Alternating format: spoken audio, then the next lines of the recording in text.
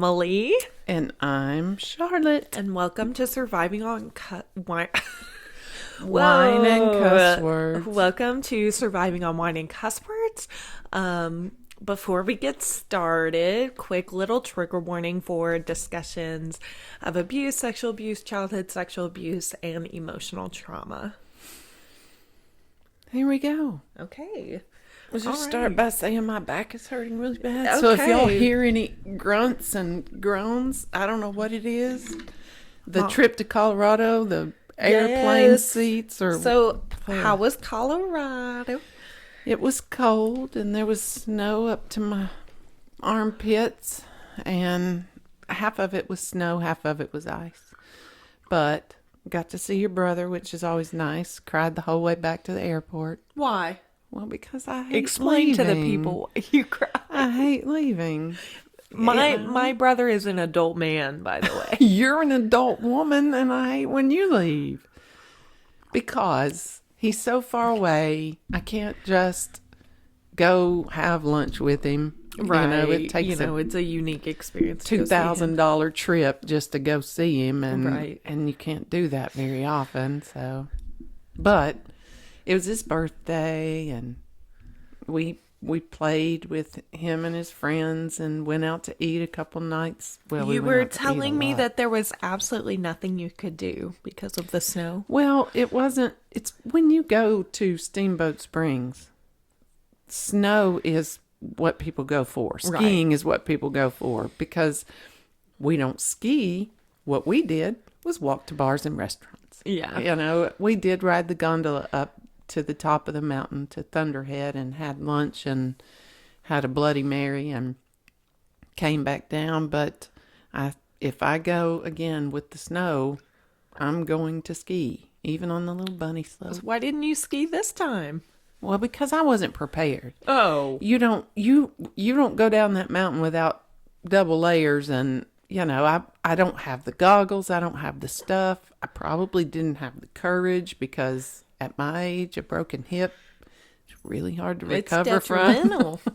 So I need to plan it with all the proper gear and Months of training, prepare your body. It doesn't have to be months of training. I used to water ski. I can't imagine it being too awful different than water skiing, except cold. Let us know in the comments. Is water skiing different than snow skiing? Well, it's two skis, and I got to keep them lined up so I can go down the mountain. So. Right. But, we can go in September time frame, in the summer time frame, and we could hike if we wanted to. We could ride bikes. We could go tubing down the Yampa, but when there's 6 feet of snow, you can't really go hiking. You can't really do much. Yeah. I have to shout out the road crews in Steamboat Springs, though.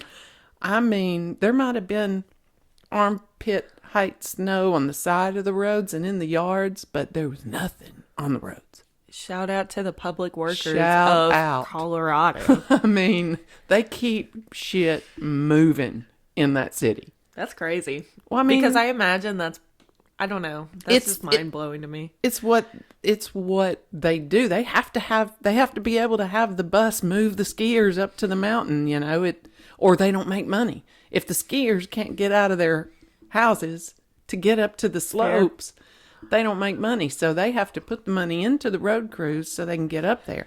And I've already decided, in our area here in Tennessee, when we get 2 inches of snow and everybody just freaks out and everybody stays home because we can't drive in it, it's not because we can't drive in it.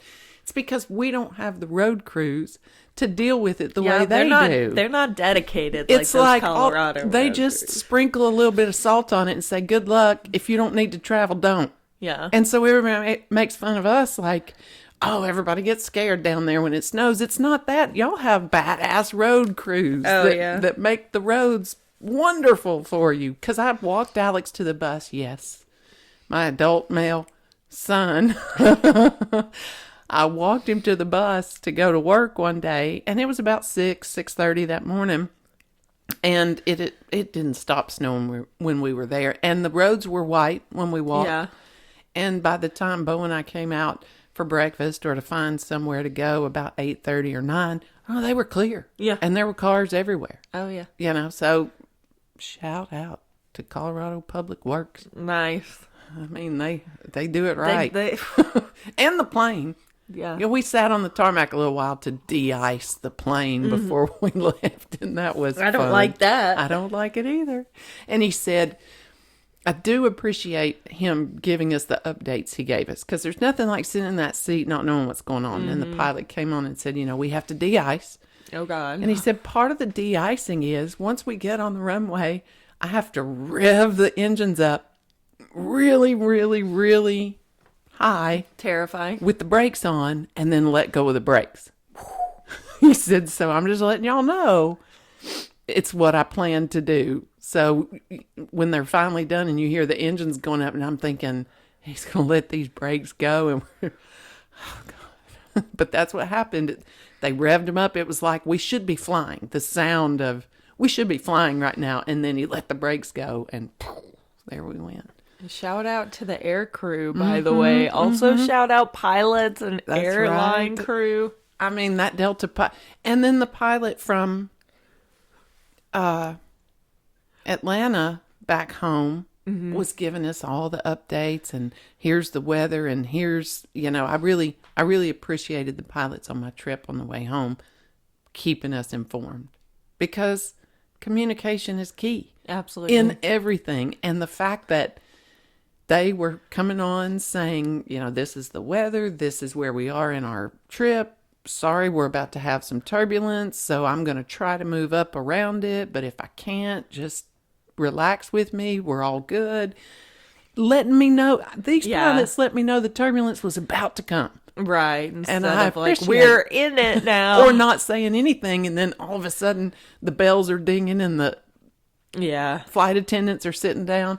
He let us know the whole step of the way, and I was appreciative of Thoughtful. that. And then when we Very were thoughtful. leaving, I was walking by him, and he was like 12. I mean, oh my God. He was 12. Oh, no, he wasn't 12. But he was a baby. He looked like he was 12, and I thought, that's the guy that just flew us. Oh, God, I'm getting old. Yeah. I'm Oh, sure a lot of gosh. people think that when I come in and I'm like, hi, I'm your nurse. And oh my goodness. And all these people are like, in your experience. And I was like, hun, look at me. What What experience, experience do I have? do you In think I your have? experience. How do you think this is going to turn out? How do you think he's going to recover? A, that's not within my scope of practice to discuss with you. B, what? I don't have much experience. Yeah. I'm pretty new. I know I look tired, but give me a You need to break. start that conversation with in your learning, not in your In your experience. experience. One day you'll Ma'am, be, I am brand ass new. Brand ass new. one day you'll be able to start a conversation that says in my experience. Ugh. In my experience. But we had that trip to Colorado, and then jet lag. I came back late Thursday night and did not get to unpack like I like to. My OCD, I had to leave my suitcases because I had to go to work Friday night, so I had to get some sleep and worked midnights all weekend. And now I'm in the process of washing clothes and unpacking. So Woo. I know. All right. And Alex is going to join us. By the way, we did not hook up the podcast while I was in Colorado because we were just having fun with his friends and his birthday, and we just And never I got wanted together. to sleep. And Emily didn't want to wake up, I was so tired. and the time difference. But he's going to join us for one very, very soon. Okay. So now that we're 9 minutes in, let's go ahead and get on And with the caught up. podcast. Well, we have to catch up. I haven't seen you in a while either. I know it's been a while since we recorded an episode and got together. I see we have a ton of corks on the table. Well, we have 10 new corks this week. Okay, do we so- have any stories to read? We do. Let me get the corks up there. Okay. We have. So if you have written in to our email, survivingonwineandcusswords@gmail.com, and kind of shared a story or experience with us, we're going to put a little cork up here to represent you. One of the subject lines of the, put some on your side. One of the subject lines of one of the emails said, add another cork. Aw. So, I mean, you know, that's something that I said to Alex when I was talking to him about the podcast and that I've said to you. And that I've responded with to some of them.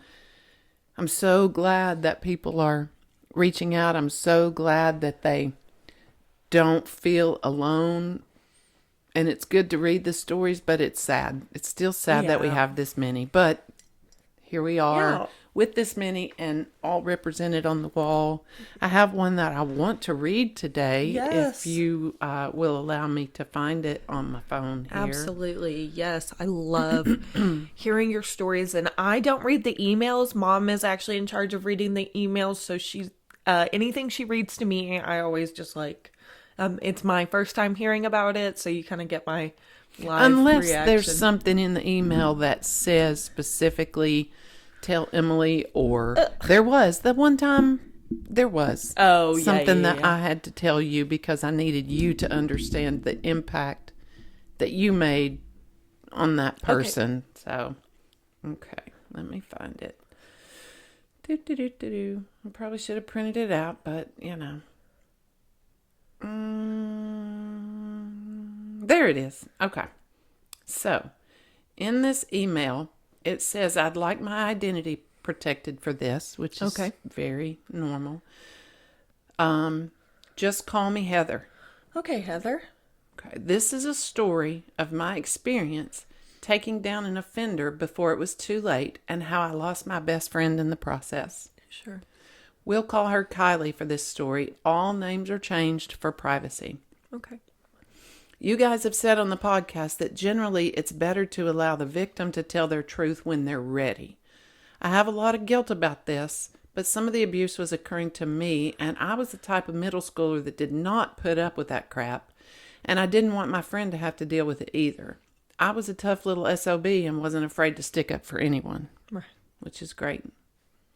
In middle school, my best friend's mom got remarried to a guy we'll call Bill. He was very friendly, but that quickly became too friendly when it came to Kylie's friends. He would wrestle with us against our will during sleepovers while wearing only silk boxers. When he would sit cross-legged on the floor afterwards, his genitals would be fully exposed. Of course, he didn't try to hide it at all. I see now that he was doing it on purpose. Sorry. Yeah. Can I I was just going to say, it's definitely one of those things where when you're a kid, you're like, yeah, whatever. And then you think back about it as an adult and you're like, no, that's so absolutely purposeful.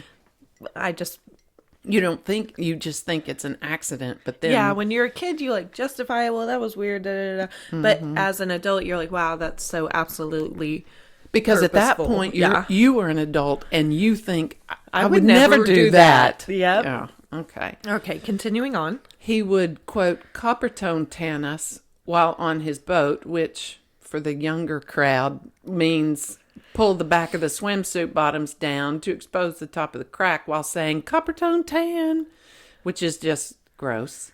He would graze or grope our bodies in the river as we swam with him. Then came the stories that Kylie confided in me. Okay. She told me how he started offering, then eventually insisting on nightly back rubs in her bed with her shirt off. As she laid face down, he would massage too far down the sides and massage her chest. She had larger breasts for a middle schooler. She said sometimes he would lay in her bed with her and snuggle, even though she told him she didn't want to. Then she told me he would insist on watching her shower sometimes, which started and evolved from him just needing to get something from the bathroom while she was showering. He would also walk completely nude from his bathroom to the bedroom or step partially down the stairs to speak to someone in the kitchen while still nude. Mm-hmm. He absolutely was grooming her, and I hope so hard that he never got far enough in his grooming to actually sexually assault her more than he already had, at least. She never told me anything about him touching her sexually or raping her, so I'm hoping that it just never got to that point. After she told me about the shower, I knew I had to do something because she wasn't going to tell anyone. She had told her mom about the boxers, swimsuits, copper tone tans, etc. And her mom basically wrote it off as him being very friendly and nice. Such a shame that she didn't believe her daughter. Side note, she may not have not believed her. She just might not have wanted to believe or do anything. But either way, that's still bad. Okay. I immediately went to my school counselor and told her. It was so hard to explain to a non-family adult all the sexual assault I had heard and witnessed firsthand. That's embarrassing when you're in 7th grade, so I had to muster all the bravery I could. That's embarrassing anytime, but a 7th grader, yeah. Kylie was pulled into the office for a private interview with the counseling team, during which they informed authorities of the assault, and she was furious at me when I saw her afterwards. Then we quickly dove into forensic interviews at the court and child advocacy teams. Thankfully, I didn't have to testify. They used my testimony from the forensic interview and read it in court.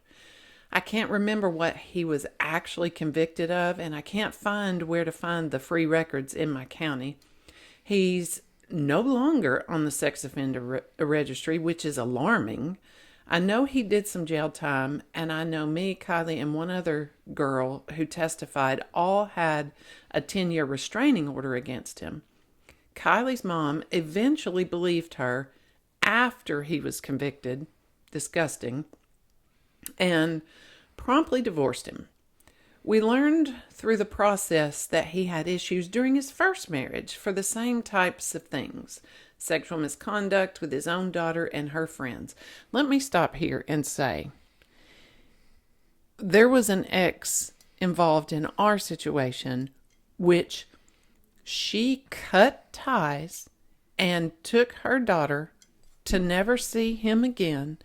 And I understand that, but I'm telling you, if he ever got out in our situation, I would reach out to someone that he started, making sure you understand this happened. I just feel like if someone experienced it before, I know, I understand, take care of yourself, but I would reach out.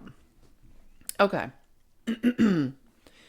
Shortly after he got out of jail, he got in trouble in a local restaurant for pursuing a teenage girl.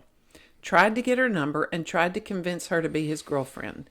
He fell off the face of the planet after that. Sort of wish he actually had. He's about 70 years old now. He's a sick fuck, and I hope he never has access to underage girls again. Like I said, I have some guilt about all this since this was technically her story to tell, but the minor things he was doing to me and our friends were also so far over the line of acceptable, so there's also a part of me that doesn't feel guilty or regret it at all. I like to think that I was a little badass that took down a pervert and protected my friend from something much more sinister. Unfortunately, Kylie and I never spoke again until we were about 19 or so and ran into each other at a party. We set up a day to get together and talk, and we got to tell each other our own versions of this story, the whys, the process, etc. It was a very healing conversation, and she said she forgave me a long time ago and fully understands why I did what I did. Her relationship with her mother was strained for several years, apparently. Her mom kept telling her that Kylie ruined her marriage. I can't imagine the healing that had to take place to forgive her mom for the blame and not believing her in the first place. She says, love your podcast and your bravery, and I love that I have the opportunity to tell my story and have some people understand what we went through. Mm-hmm. Sorry it's so long. No worries. It's hard to tell this story in a summarized way. Heather. So, Heather, I completely understand where you're coming from, and the first thing I want to say is the abuse that you experienced from that man absolutely deserved to be reported, and then anything that you witnessed your friends going through deserved to be reported as well. So you definitely didn't do anything wrong, and I'm so glad that you got to meet up with her as an adult, because as a child I can see where that anger comes from, and then now that you guys are older, and she said she forgives you, she probably truly does, because she probably was experiencing such deep and dark things at home that not even you knew about. If that's what he was willing to do in front of people, you just never know what she was experiencing behind closed doors. And so while at the time you did lose a friend, you saved a human being. Yeah. I don't know if that makes any sense. No, that's almost exactly what I told her when I responded, because you said at one point, if a child is being abused, all they want is for it to stop. Whether the abuser stops or whether someone stops the abuser, they just want the abuse to stop. They're innocent, they can't consent, they're scared, and all they want is for it to stop. So I had this theory, and I like to think that it's probably the correct theory. Yes, she was witnessing things, and she saw these things, like you said, maybe more on the under the surface. But Kylie confided in her, I think, subconsciously, because she knew she would tell. Mm-hmm. And what she did... Well, I confided in one of my friends when I was in middle school, and I begged, please don't tell, please don't tell, please don't tell an adult, don't tell anybody, don't tell. Well, and so did And she, no one did. according to her story. Yeah. But when you think about it, that's why I said maybe even subconsciously, she told her because she knew this was her opportunity to tell someone who may tell. Well, and not only that, just trying to connect. And save face, where she didn't have to be the one who told. She could say, I didn't tell. I didn't tell. I didn't do this, so that she thought it would save the relationship with her mom. That, I'm sorry, I got it. Does that make sense? Yeah, but I think from my point of view and my perspective, it was more like less that I would tell people to stop the abuse, and maybe subconsciously it was, but more I would tell people to, so that I wasn't alone and carrying it alone.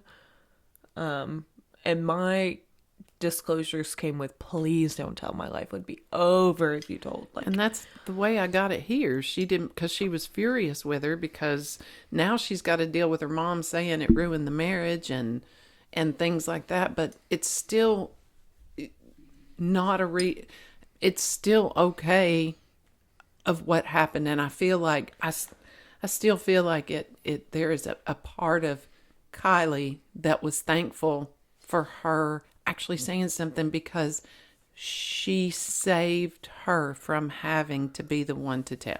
I'm sure at the time, but I mean, there's a certain level of power that's taken away from not being able to be the one that's tell. So I'm sure she struggles with that, with not getting to kind of tell on her own terms. But, we'll just, from a friend's point of view, you did everything you could to protect your friend. Mm-hmm.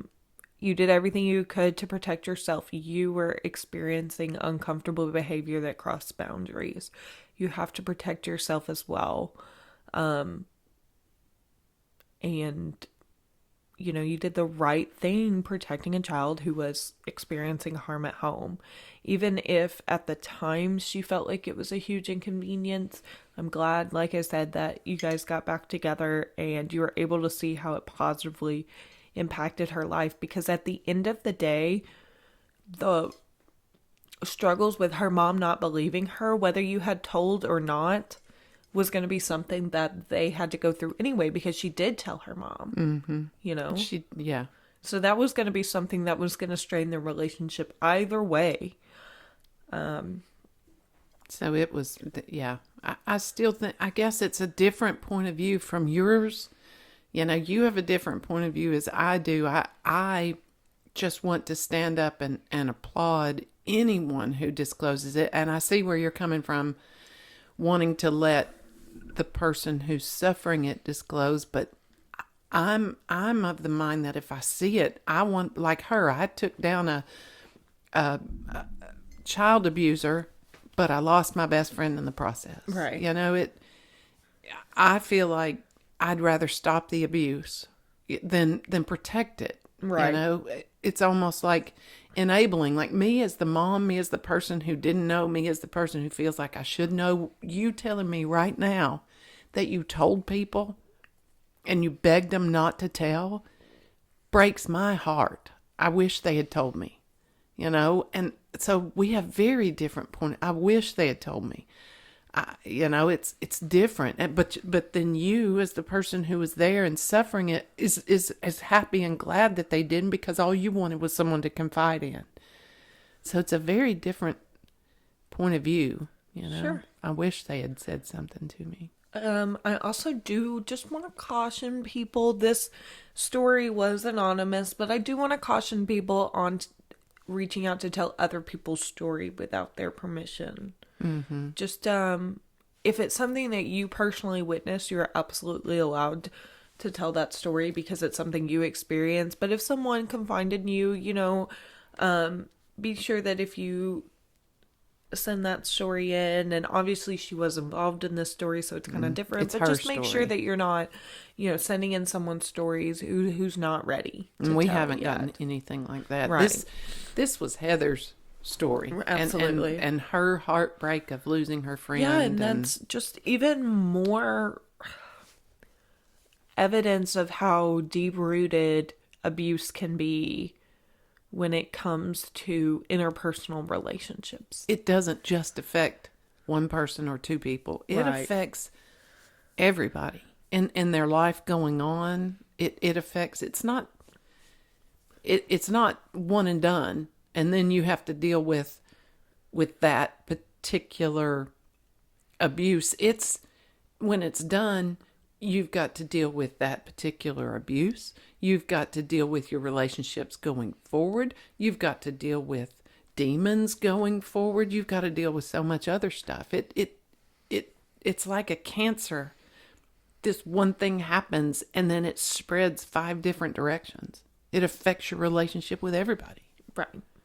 But I do want to say, Heather, that a lot of you don't want to hold on to that. There's no need to hold on to all this stuff in the past. But if you ever find yourself kind of consumed in thinking about the past, I would like you to think about, you know, what had happened if you didn't disclose.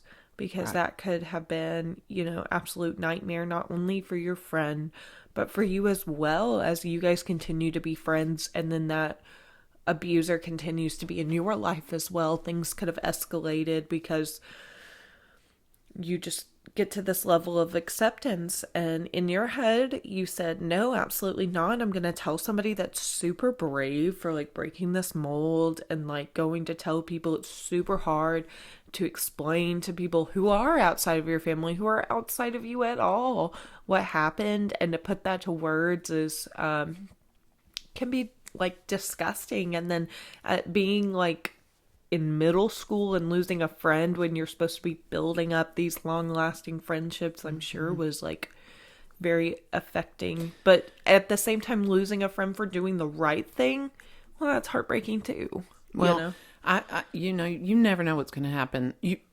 An alternate ending of not telling, but I feel like if she hadn't disclosed, like you said, it would have continued. It would have escalated, and Heather, being like the little badass 7th grader, would have distanced herself from it. Right. And then you have, I feel like that's what would have happened. She's like, if I can't tell, I'm not going to be around it. So then Kylie is left to deal with it on her own. Right. And you never know what would have happened there. So that's what I feel like. She would have lost her friend because of not telling. And I feel like, of course, being the right thing to tell, it was her. She saying, this happened to me and I've seen it happen here. That's the right thing to do. And not telling would have torn your friendship up anyway, I Right. feel like. And Right. then the friendship was torn up and nobody knew. Mm-hmm. So that's a worse scenario. Right. So always telling is great. Mm-hmm.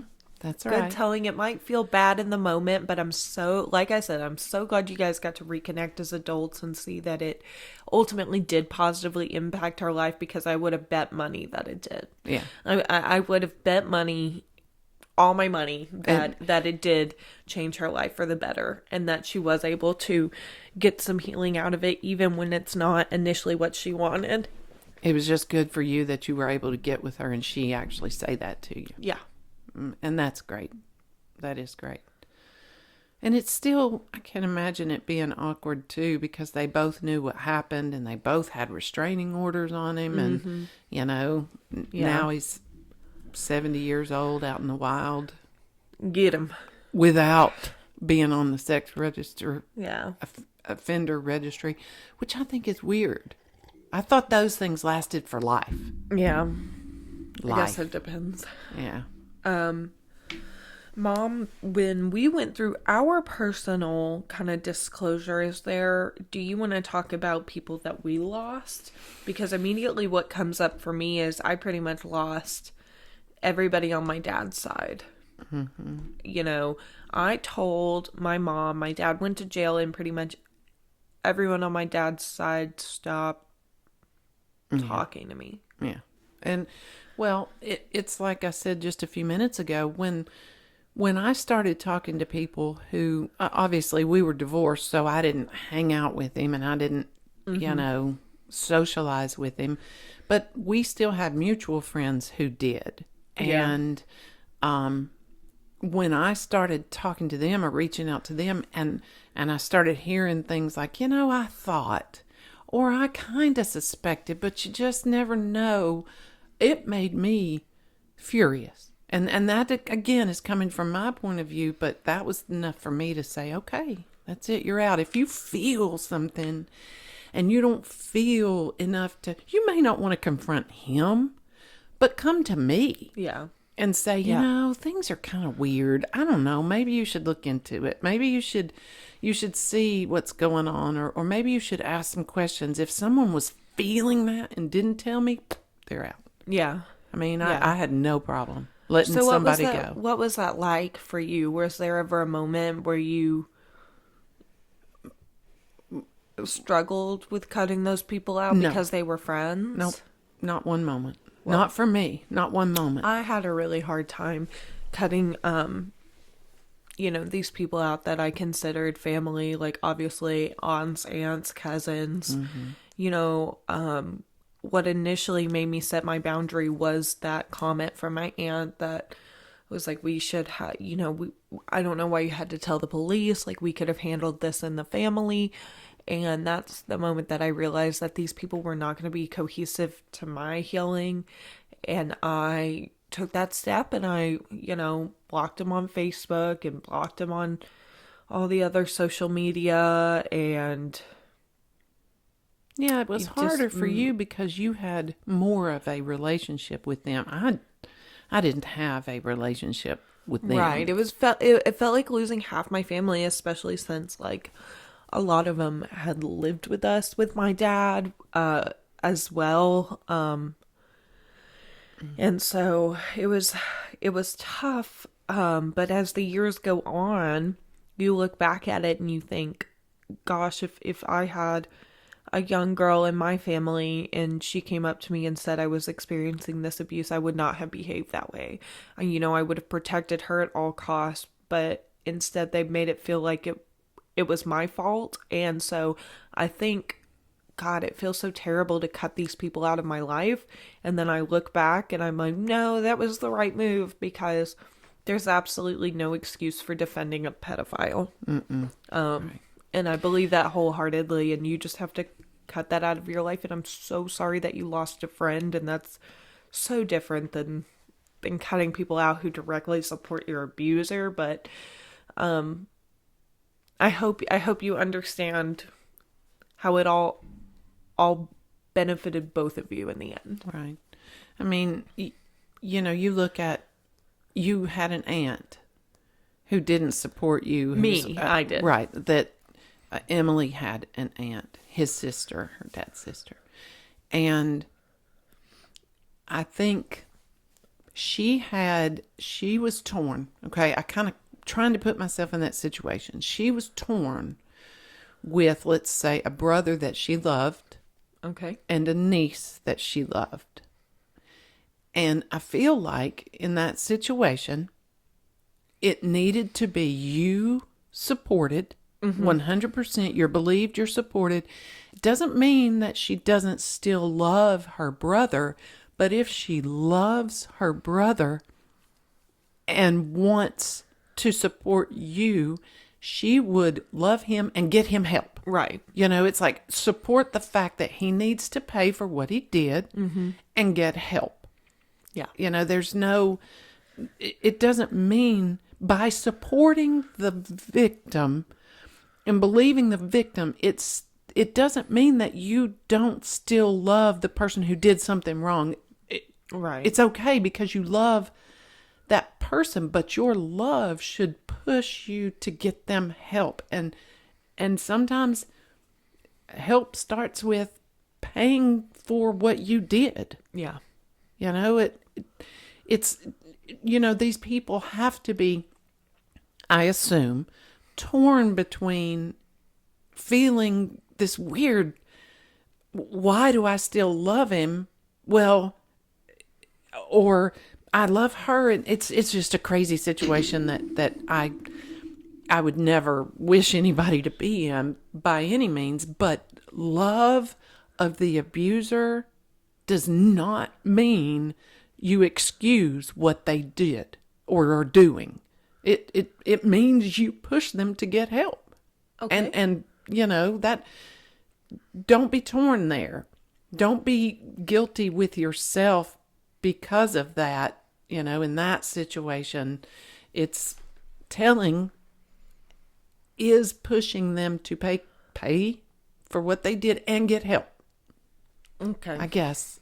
But kind of circling back to the topic at hand, which is losing people through disclosure, some advice that I would give to somebody who maybe has recently disclosed and has lost friends, you know, even if you are in a situation where something happened, you know, domestically between you and your boyfriend, you and your husband, and your partner in some way, and then you've got friends who take so-and-so's side, like there's a lot of ways that you can lose people through that. And the first thing you have to do is just look around, make sure the people who are there for you support you. And if people don't support you, you know, don't pay them no mind. Don't even think about it. Like, I'm really sorry that they were a good friend and that you had a good time with them, but they're no longer helping you, they're no longer supporting you, they're no longer there for you.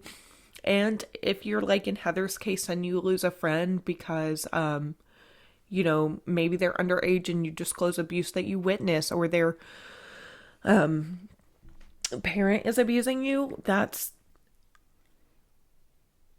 really sad. Yeah. Like, that just sucks because it just hurts all the way around. But I hope one day that like you come back to each other and realize that the best absolute thing was done.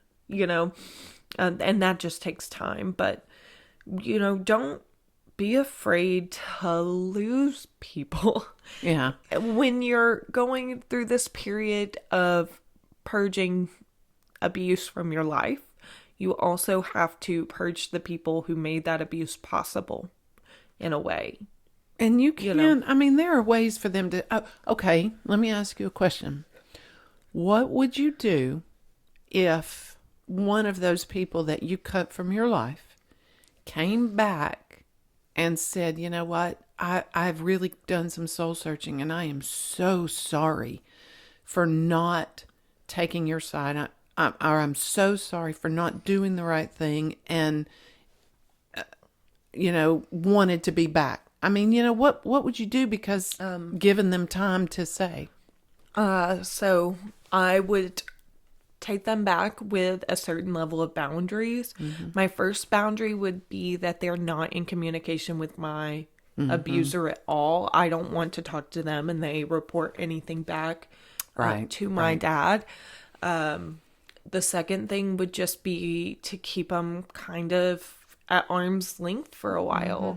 to see if they're really going to be truly support for my life, if they have ulterior motives for coming back into my life. And, sometimes, outside of the abuse and outside of everything that happened, there have been some people on my dad's side of the family who came back into my life, and I cut them out for, other reasons that weren't related, just, serious drug use. Right. And it kind of felt like when they talked to me that it was manipulative and that they wanted something. And, I end up just cutting them out of my life. Yeah, they acknowledged my abuse and they said what happened to me was wrong. But even with all that, they're still just a toxic person that I don't need in my life.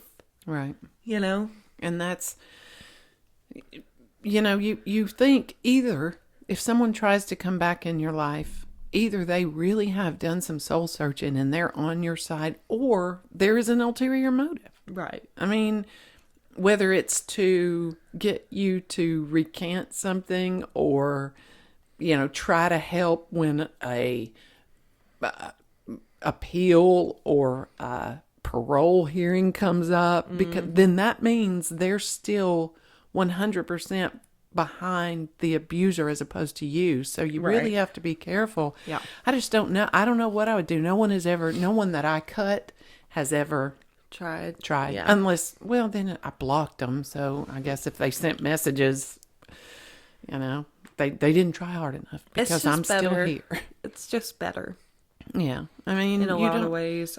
You don't need to deal with the guilt of it's going to be sad, and it's going to be a grieving process that you lose more than just the abuser. You lose other people, and that's super sad. That's what that cancer is about. That one thing that happened spread its little tentacles into all these other parts. It wasn't just that one thing. You're going to have to heal and recover from the tentacles that got spread, and that does suck. But people can change. But like you said, arm's length, make sure they're there for you. Yeah. But it's just like with Heather. They got to reach out. They got to talk. There were no ulterior motives there. And they're probably not going to be best friends going forward. But at least they've talked to each other. They've come to a closure that, I didn't like it at the time, but I see why you did it, and I appreciate that you did it. Yeah. And they got that little bit of closure, and that's great. But yeah, I had no problem cutting people out. And if they've reached out, I wouldn't know it. Yeah. But they can find me. I'm not hard to find. I didn't go hide. Right. So anybody, I feel like there are some people that could be embarrassed the same as I was, felt guilty the same as I do, and just went and hid and didn't want to have to think about it. And it was easier to cut me out and to agree with the whole, okay, fine, cut me out, than to actually have to deal with they feel like they did or didn't do. I had to deal with it. Therapy, you helped me more than anybody dealing with my guilt. And I still can't thank you enough for that. I don't know that we would have the relationship that we have now if you didn't go through your therapy and get to the point where you could help me. And that sucks. But nobody in the world could tell me, don't feel guilty, just move forward. I had to hear it from you. Right. I had to hear it from you because no amount of therapists or nannies or granddaddies or anybody could tell me that. And that was part of the healing, I think, for both of us. All right. So, but of course, everybody's got different stories. We're all so similar, but all our experiences are so different. So, not everything we say about our story is going to apply to yours, but we hope you get some sort of healing and understanding that you're, not alone through these like trials and tribulations. Yeah.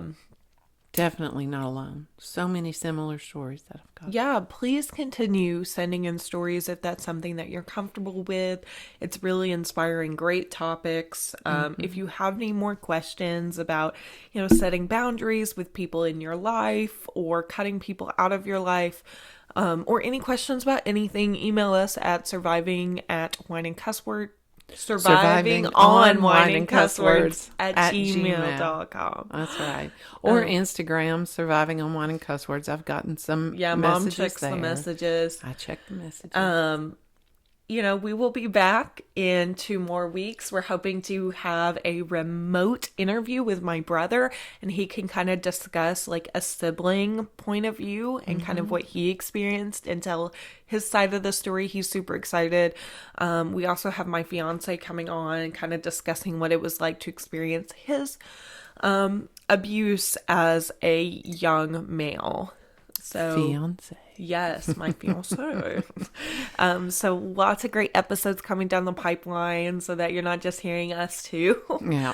And I just want to say, when the messages come in, when you guys email me, I know it's going to be a hard story to read. So it may take me a couple of days to get back to you, but I will get back to you as soon as I can take a minute, get my wine, sit down and read them.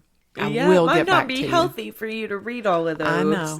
You may just need to, take time with it. It takes a little bit of time, and I can be in the right headspace. I just have to sit down as kind of a put a box, kind of compartmentalized situation. Like this one little part of me can sit down and read these, and then respond to. I just have to be in the right headspace. Headspace. There's no such thing as headspace. It's headspace. And yes, I will read and I will respond. It may take a couple days, so be patient with me. All right. We will see you guys in 2 weeks. As always, have an absolutely lovely week. We love you. We're here. We love you. We're here for you. You're not alone. Keep going. Keep listening. Subscribe. Follow, like, subscribe, tell follow, people, give us a 5-star rating. Oh my gosh, yes, we have some of those. We do have a couple. That's great. All right, appreciate it, guys. I love you guys. Bye. Thank you. Bye.